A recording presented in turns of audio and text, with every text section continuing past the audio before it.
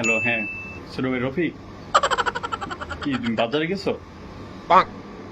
মেসের জন্য কি গরু মাংস আনবা? না, গরু মাংস তো আজকে বাজারটা নর্মাল। এক কাজ করো, আমরা মেসে সবাই আজকে বাইরে খাওয়া দাওয়া করি। আরে টাকা পয়সা নিয়ে টেনশন করে কেন? এক কাজ করো, বাইরে খ্যাপসা পার্টি করো, পার পার্সন একটা করে খ্যাপসা।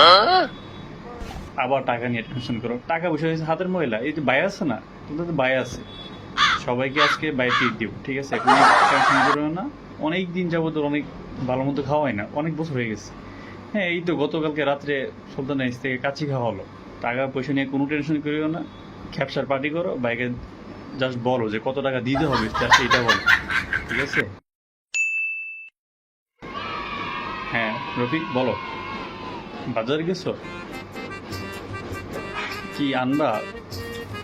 ভাইয়ের কাছে তো টাকা 10 টাকা, 20 টাকা, 20 টাকা আছে। এক কাজ করো, বাজার থেকে আলু নিয়ে আসো। আলু আর ডাল আজকে খেয়ে ফেলবো। আলু, আলুর দাম 60 টাকা। আলুর দাম 60 টাকা।